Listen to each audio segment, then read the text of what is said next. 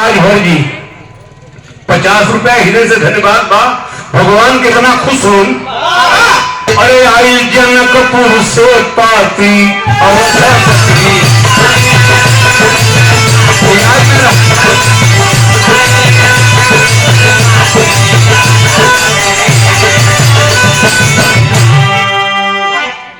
सबके समझ में बात आई। माता बहनियों समझी हैं। भगवान राम को ससुर जनक कहलन की कुल बंदर लिया के आया। हम बंदरी लीला देखो बच्चा संगी के जाखो। सात सुगरियों अंगद जानवंत जवान चले, सात सुगरियों अंगद जानवंत जवान चले, और सबके आगे से हनुमान सीना तान चले। हनुमान जी ढेर जल्दीबाजी में बेचारों को ब्याह ना भर बा। इनके दिमाग में कि ससुराल होने कैसे। रास्ते में भगवान राम ही कहलन कि ससुराल हो हमरे मर्यादा का सवाल हो। तो पहले बेर बुलावा हो तो वैसे ढंग से लोग रहा कि हमारी इज्जत बढ़ जाए। भगवान से कहलन बंदर लोग कि हमहन के वहां का करे पड़ी। भगवान कहे भगवान जा मोहन तो को बुला करके असाना नाम ना ससुराल में तू जा करके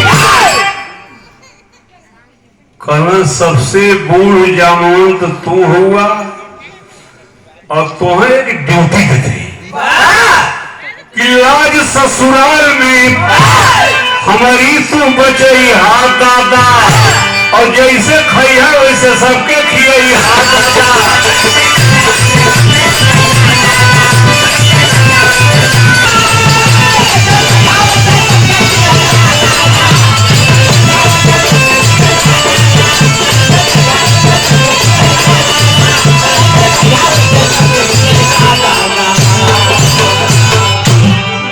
लाज ससुराल में हमारी तू बचैहा दादा जैसे खैया वैसे सबके खिया दादा।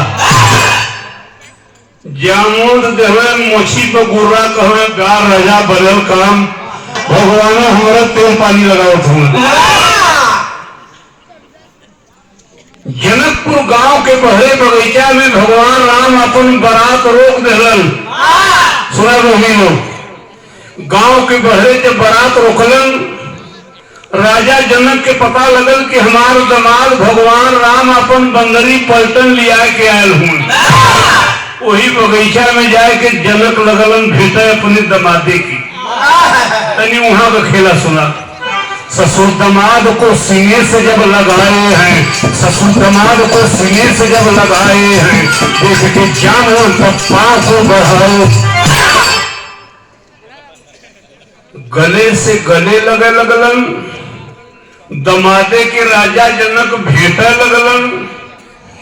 हनुमान जी के ही शंका भई कि लंका में इतना लड़ाई लड़ल गए कौनो सर्वा भगवान का सीना नापे वाला ना मिलल। बुढ़वा पथ हो और वो ससुराली में आयल हो। कतो हमारे राम से अगर कुश्ती लड़ जाए तब तो इनका मर्यादा खराब हो जाए। हमान के भगवान का मर्यादा बढ़ावे के बाद जब हुआ कैलन का कोई बगीचा में अब दोबारा ना पहुंचे हम जब वो कब है बंदरी सेना को ललकार के झट्टर खाया पकड़े सारे को राम से।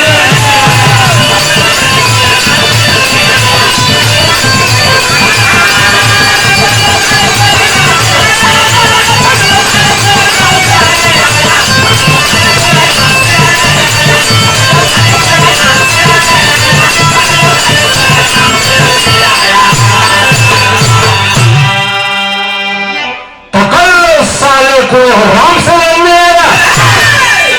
अरे बाप रे बाप। कोनो बंदर राजा जनक को गट्टा ईट देने कोनो अड़ंगी बजा देलन। एक बुढ़ा साले का औकात तो उसे कुश्ती लड़ी। कल दुहाई भाई तो खाली आपको पोजीशन बढ़ाओगे फिर मेरी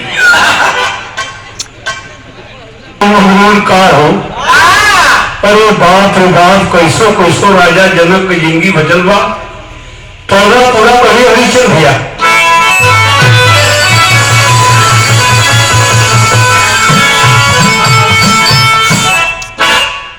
तूफनवा, ओह तूफनवा ससुरारी में मचल।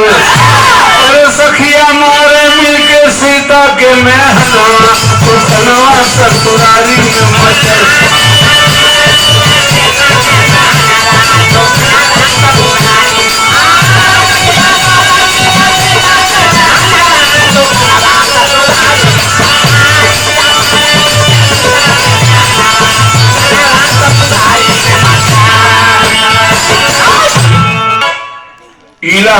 अरे कैसन सखी अयोध्या नगरी, कैसन दुल्हा बाल तोहार।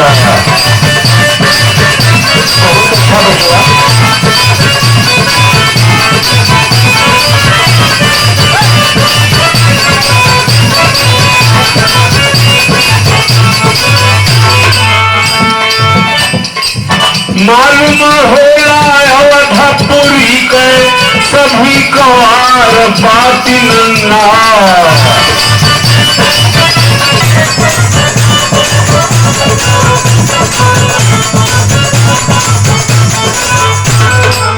जिनके कोखी में गवारपन दरभालू लेलन अवतार।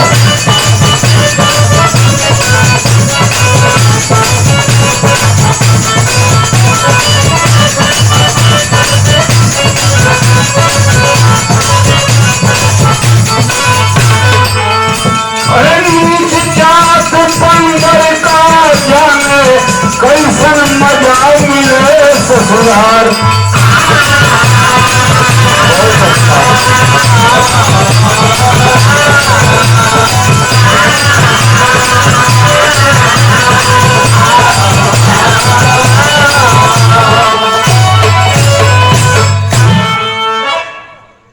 राम अपन बंदरी सेना लेके दरवाजे चले ससुराल और जलपान तो करें। हाँ 11 ना ये बहनी बिहान हो जाइए बिटिया, इतनी जीभी का पानी अब संभारा। भगवान ससुरारी में जात हो जलपान करे। कभी जी यहाँ मिठाई का नाव गिनौले हूं जी, दिन भर कहवे कि बिरहा हुई, 5 बजे कहवे कि नौकरी न दे, बिरहा न हुई। कई लोग दूर दूर से हमारे घरे अलन, 5 बजे खबर आई, रात भर ही लोग हमारे घरे रह।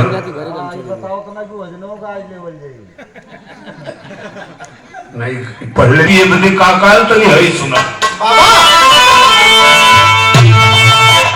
हो गया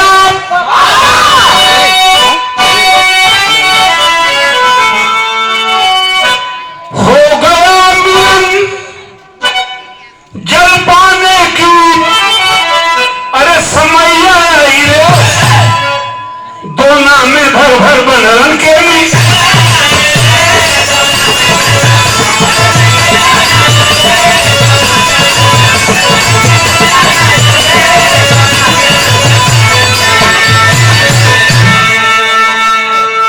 सुना ध्यान से, दीपावली हो, बड़ी मिठाई बटत है। कौन कौन मिठाई आई मुझे भैया सुने, आदमी के गिटर मत करा, मजा लेत रहा तो हवा दिन हो, खुशी का दिन हो। हाँ पापड़ी जलजोग बनारस वाली, पापड़ी जलजोग बनारस वाली, जलेबी जौहरी गुलजामुन थी काली काली, जलेबी जौहरी गुलजामुन थी काली काली, और सुरमा काकनी मगर हजरी आयल, और लड्डू लाखनी पेड़ टिकरी आयल, बतासा कुल्फी मोदक ठर्रा सिंघाड़ा आयला, खाला खाला पिया लेके सुपारा खाला, और जूही जाकर संदेश के भूखे भूखे, दुनिया रानी दामाद भी अच्छे अच्छे, अब तो संपंतुआ मुरब्बा लिसान बनल, और जो संदादा जो खूनी लगे जान बनल, बनरी सेना का रफ्तार रसगुल्ला टपको, तर ताजा ताजा ऊपर घुंघुला टपको। तो जरी है आदमी। भगवान कहे रहे कि ससुरारी में तनी पोजीशन बढ़ाया, अब बनरन में सबसे बूढ़ जामवंत रहना, उनके मुंह में को दांते नहीं रह। हाँ, तो वो मन बनौले की करिए के रगड़ा। देखा इनकर नजर गंदा है, गंदा आदमी हो तो मतलब जामुन राय कहने की गुलाब जामुन करिया है, दांत ना यही के खा। अच्छा तो जब जामुन यह रखने तो रस सुई के पेटे पर चल गए। अब वो लगन सोचे कि अगर पेटे वाला रस जीभ निकाल के ना चाहत है तब तो भगवान को पोजिशन भी गई ससुराली में। यह कोल बंदर एकदम इनकर नकल करेंगे तैयार रह कि जैसे जामुन तो दादा खाइए वैसे खाए जाए।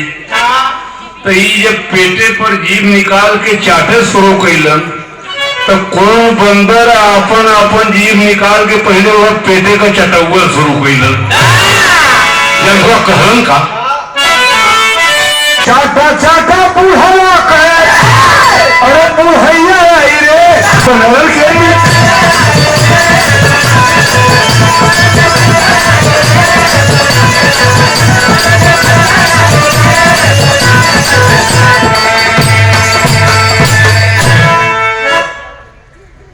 भगवान राम एकदम नाराज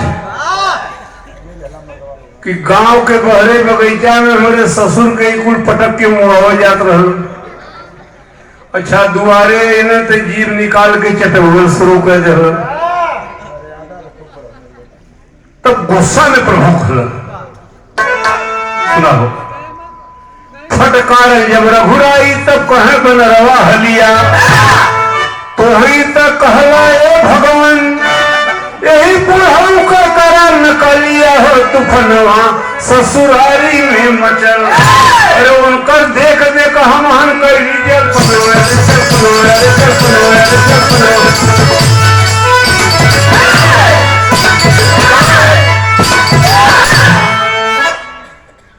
हमान के डांटा मत भगवान राम। बोलोले जब एक काम करा भोजन जब तैयार हुए तो एक घंटा बजी। अब बिना घंटा बजे दुआरे के भी खाए मच जाया। बंदर बेचारा मने मने उदास सुमन कि भगवान ने लिया इन्हें, भगवान ने नाराजो हो गईलन। अब घंटा बजी तब भोजन मिली, न बजी तो न मिली। कौन बंदर खाली वही दुआरे की ओर ताक के है जो है कब घंटा बाजी रे, कब घंटा बाजी रे, मेरे राजा के दरबार में कब घंटा बाजी रे।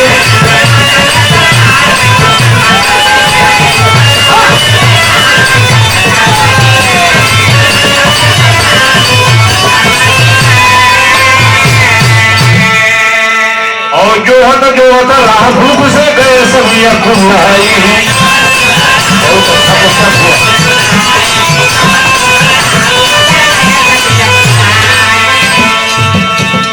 भैया घंटा तो ना बजल। एक बंदर पूछलस हनुमान जी से कहो महाराज कैसे बजावे के कहना एक कहना बजावे के हो तो कहले हम ना बजा सकीला, कहना जो ठोक बजाओ कर। और धीरे से एकदम अंदर जाकर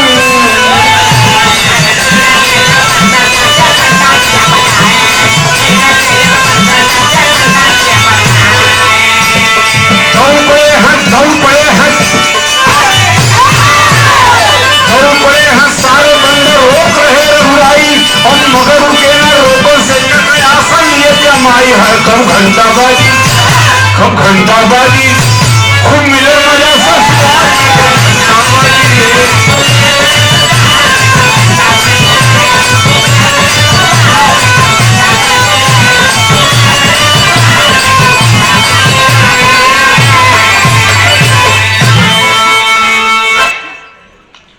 लोग अपने से घंटा बजा के अपने दुआरे खहो चलने लगे। भगवान राम कहना को भैया ये के बजाओ, हनुमान जी कहना राजनीति का पहाड़ा मत पढ़ावा। हमहन के का पता के बजावल। अरे आप कहला घंटा बजल भोजन चाहिए तो का वहां खटल बा किसिम किसिम मच गई ठेलम ठेली गाड़ी गाँव जनकपुरी के। अरे मिलके नारन बेली हो तूफनवा ससुरारी में मचल और पूरी खीर कचौड़ी चाभ मारा दनवा मारा दनवा मारा दनवा।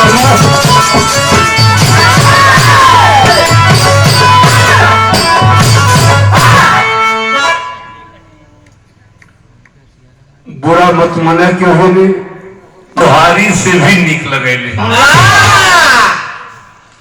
मेहरारू जब बेचारी बैठ के गरियावे लगेली दुल्हा के उनके माई के फूगा के बजनिहन के एको करम छोड़ती ना बरतिया कहना जिया राजा क्या मजा आ रही है।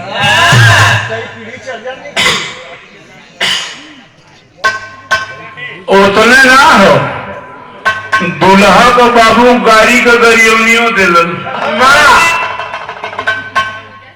पर्दा आगे बढ़ावा।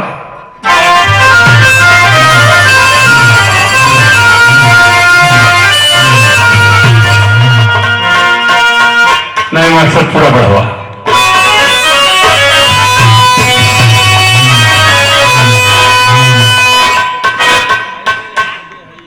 सिटी होगा ठीक।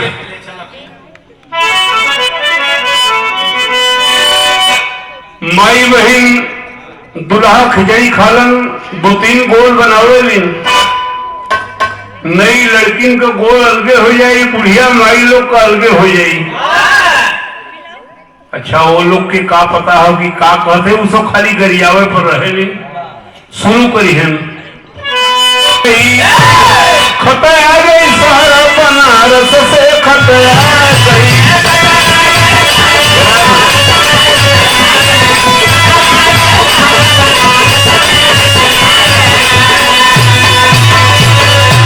बेटवा के जन्म मिले कि बेटवा के भी आए।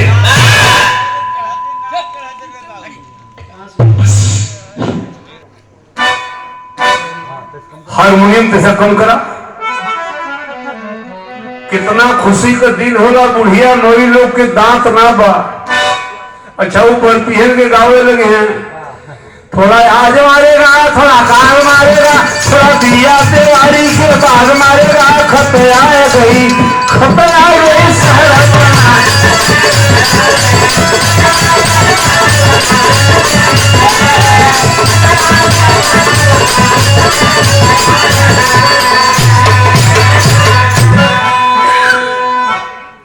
बुढ़िया माई का नाम उड़ाई तो लड़की शुरू करी हम तकाए के दुल्हा के और तका तका चिट्ठी पावे लगी ना पावे लगी ना चिट्ठी बांटे लगी ना बांटे लगी ना वही बेचे लगी ना बेचे लगी ना जना जोड़े लगी ना जोड़े लगी ना और तो लगी ना तो लगी ना खत आ गई।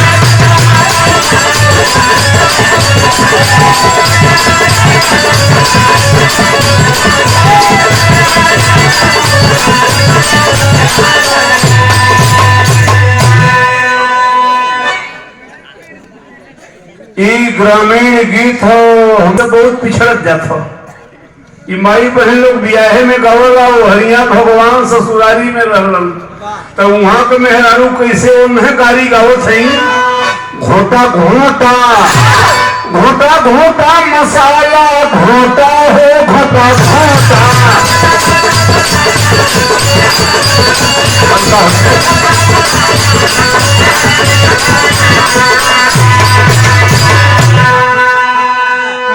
बिरहा सुने वाले बाबू वही तो मिठाई का नाम लोग सुनत रहला अब तनी साग तरकारी का नाम सुना कैसे मेहरारू घोटावत है तब पैता परेरा तरकारी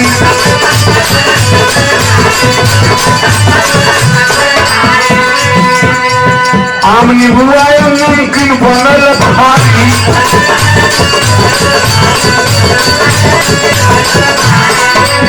आलू कटहर क्या अचार रसदारी, ठंडा पंडा करेला घरधारी, अरे चटनी अचार घोटा मरचा झरार घोटा लौकी हजार घोटा घोटा अपना तनिको कचोटा घोटा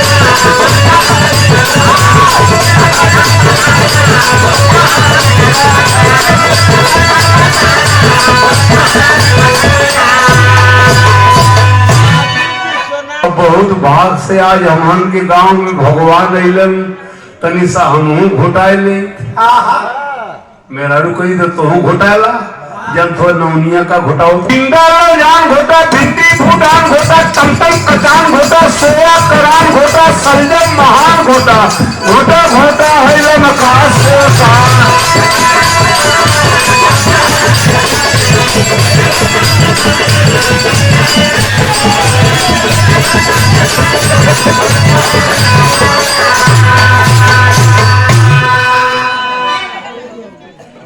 बहनी लोग पढ़त लिखत हो लमका सोटा का अर्थ ना गलत हो गर्मी के दिन में लोग सैजन वाली घोटा लमका सोटा हाँ हो अच्छा तो खाना तो कुल परोसल बा और सारा बंदर यह नकल करत हो कि जैसे जामुन तो दादा खाई हैं वैसे हम लोग खाए के भगवान का इज्जत बढ़ावल जाई तबले तरज बदल गई गाजीपुर जिला में चोचकपुर में मौनी बाबा का धाम हो सुना कथकी कुनवासी के माई बहन जानी नहाए तो गावेली अरे बोल हरी बसहरी में सुबह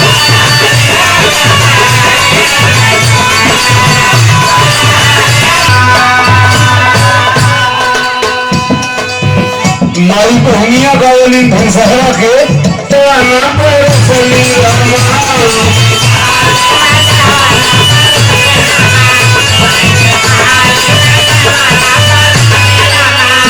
मोरे हरी बसहरी में सुगना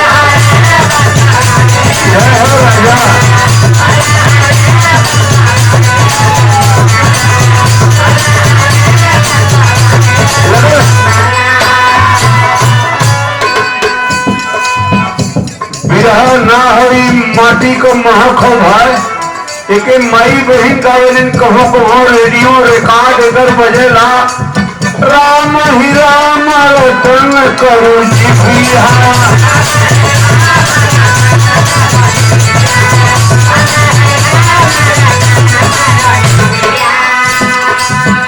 हर का भोल जामुन का कैलन तब तरकारी छटक गई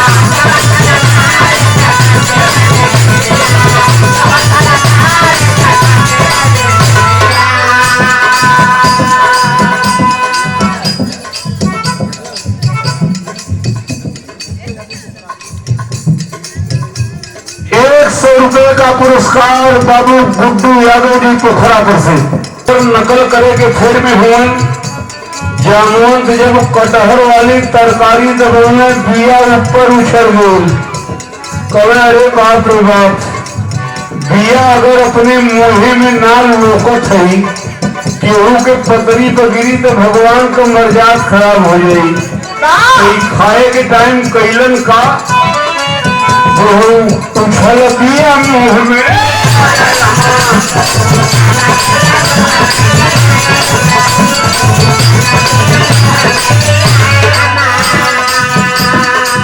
उन्हीं को नकल करे में कुल बंदर पीरे उछला रहलन और उछला के का कैलन सब ही बना रहा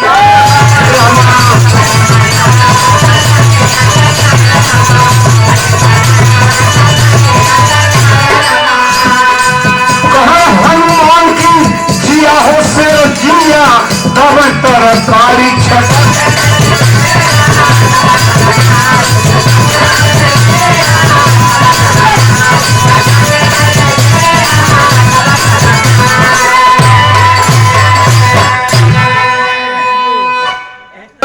हनुमान जी कहा जियो मेरे शेर, काम बड़े अच्छे ढंग से हो रहा है। भगवान कहे अच्छा ढंग से तो इतना हो तो भाई कि जिंदगी में फिर कहे ससुराली को बुलावा मिली तो गाना तो हमारा खत्म हो। जैसे आप लोग मगन हुआ दीपावली के त्योहार पर बंदरी लीला सुन के देख के ना, जनकपुर के लोग वो बंदरी लीला देख के कितना खुश रहलन। आखिरी बात अब जाके ससुरारी में बवाल कर दिए, मेरे त्रेता के बन रवा